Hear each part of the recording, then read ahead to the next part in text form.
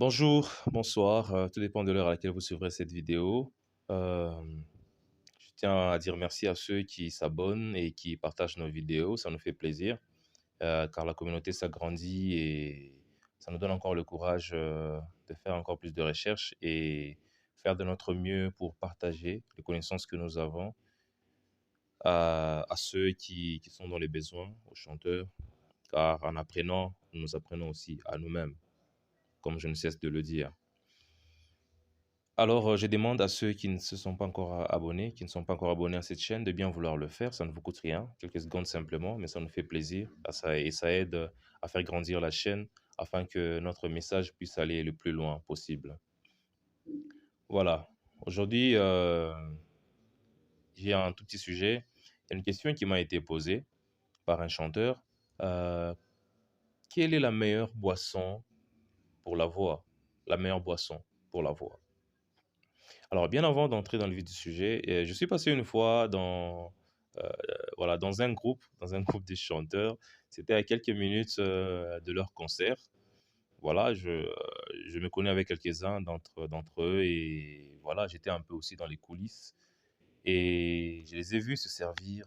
Chacun avait voilà, un petit verre où il y avait de la bière et voilà, une bière fraîche.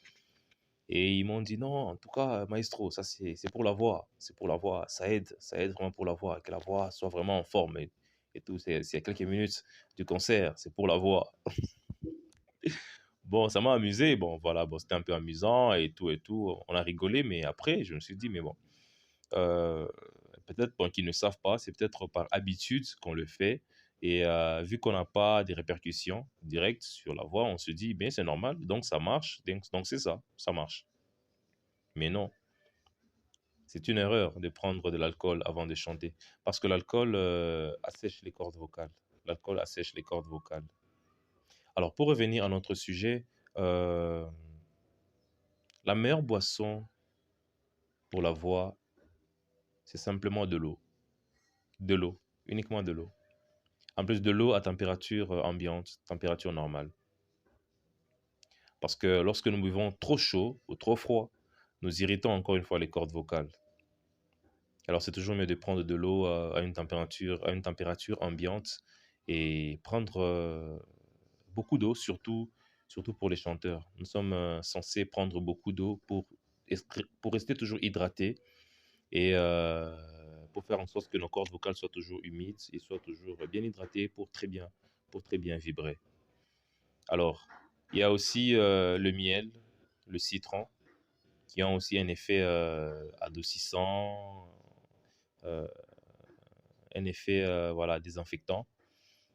Ça aide aussi, surtout après une longue période de travail vocal, lorsqu'on a exercé notre voix pendant très longtemps et qu'on sent que la voix semble un tout petit peu fatiguée. Alors, pour la récupérer un tout petit peu, on peut prendre un peu de jus de citron, euh, un peu de miel, et voilà.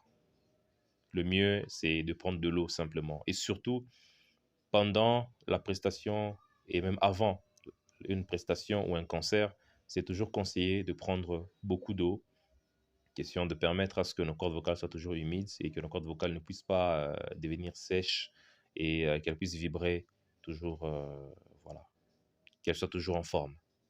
C'est un peu ça. Alors, la meilleure boisson pour la voix et pour les chanteurs, c'est simplement de l'eau. Simplement de l'eau. Merci. Voilà. Abonnez-vous au max, partagez, likez, laissez-nous des questions. Ça nous fera plaisir. Merci. Ciao.